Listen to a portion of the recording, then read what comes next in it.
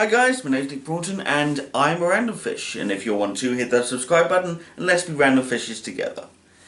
This video is called TikTok and Me. It's kind of obvious really when we talk about it. Last video, which I put up for 12 hours and I've since put on private, I'm afraid, just because I did a massive list about the things that I've messed up in my life. And because of that, I want to move forward, and I want to talk about the things that, I don't know, I kind of enjoy, or the things that I want to do with my time. It definitely helped me, gave me, 100% more positivity than I used to do, at least in the day. I want to tell you guys about my TikTok journey, because, yeah. So I joined this in 2020 during the lockdown, at the request of a friend of mine. Called Abby, who is currently on TikTok under the pseudonym of Spooky Wiccan, so do please check out her content there if you need to. Whilst on there, I made multiple videos, I did use different effects, I grew a lot of followers. In fact, last I checked before I left, I had over 3,300 and something. So that was quite good. But I mean, I also used it to make good friendships and actually have long-lasting friendships. It did do horrible things to my attention span, even though it was pretty messed up already. Squirrel! Sorry. It was definitely nice to sort of see other people from various, countries, backgrounds, that sort of thing, really getting into it and showing off what they can do.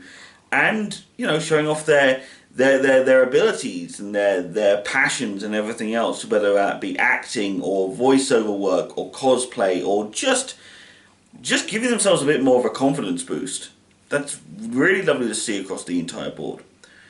But my personal journey, since joining TikTok, I now have acquired 4 new masks, a new lightsaber, and a very strong desire to cosplay. Unfortunately, which I probably won't be able to accomplish simply due to the fact that I don't have a lot of the necessary materials in order to make decent cosplays, or indeed the skill to make decent cosplays, I should say. But I've also had new friendships and new relationships forged thanks to this app. My girlfriend said to me the other day, she said, why haven't you done a video about me on YouTube yet? And honestly, the reason why I haven't is because I didn't think that it was a good idea to be on YouTube and doing a whole bunch of bragging. And then I suddenly realized that it's YouTube. This is the place where you go if you want to brag. That's kind of the whole point of YouTube, surely. But yeah, meeting her on TikTok is great, and it's fantastic, and it's really, it's made things a lot better for me. But at the same time, this presents the beautiful strength and weakness within the app. At least for me, personally.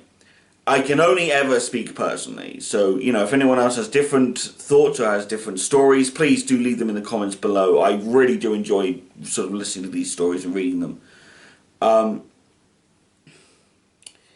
But when you meet someone on the app that's from another country, it's not so bad because it's mostly an online relationship / friendship, whatever the hell it is you want. And that's great because there's obviously that very real expectation where you sit there and go, we're from another country, this could work, but we need to sort of really, it's just one of those types of things. But when you're going into a relationship with someone that you meet on an app that's, in the same country as you are, you'd think things would be a bit easier to deal with. Especially when it comes to England, the place that, smaller than frickin' America, and all that sort of thing. But, so my girlfriend, for example, lives in Essex, which is, a 4-hour something train ride away. It's not great, it's not easy, but it definitely helps. And it's nice to sort of have these things, but it friggin' sucks, man. It really does. It completely and utterly sucks. My last girlfriend lived far away as well, but that was only 2, maybe 3 hours away. And I'm not trying to compare one to the other, I'm just saying that when it comes down to it, relationships, for me at least, they survive or they thrive based on the idea of being close to each other, to be able to sort of be around each other all the time. And that's sort of what I feel like you sometimes miss with these things. And then, of course, there's the other thing where you meet someone on the app, you know, whether it be a friendship or more, and you want to meet up with that person, and then you go to them, and sometimes they may not have the ability to have you in the house for a long period of time, or you don't have the money for a hotel to stay there, so you have to only go over there for the one day.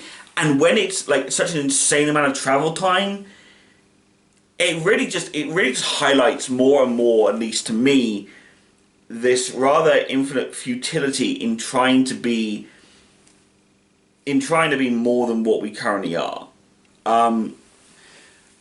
But here's the secret, ladies and gentlemen. I wouldn't change a single thing. I wouldn't.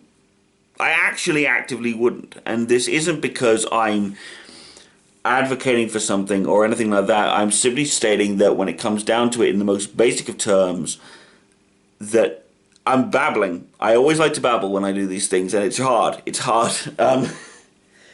But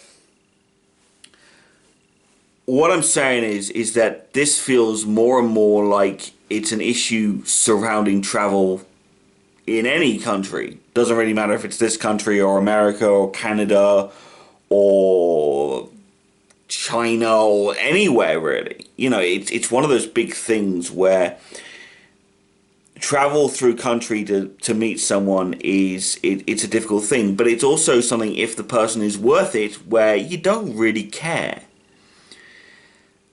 I found that with my last relationship. I find it with this relationship. You know, as far as I'm currently concerned, I want to meet her. I want to be around this woman. I want her to be around me, you know, and she feels the same way. And we've talked about this a lot.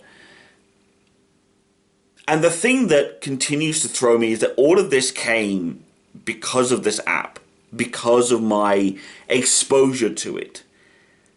And going back into what the app actually does, where you just do 15-second videos, the amount of people that I've met on my videos who have said to me that it looks great and that I do great effects, or that I have, you know, I look great for what I do and everything else, it really does highlight just how nice people can be when they want to be.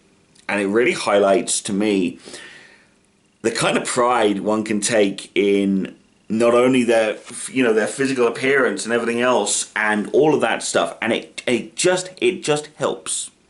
It gives you just that little bit of self-confidence enough to be able to do anything that you think you can do.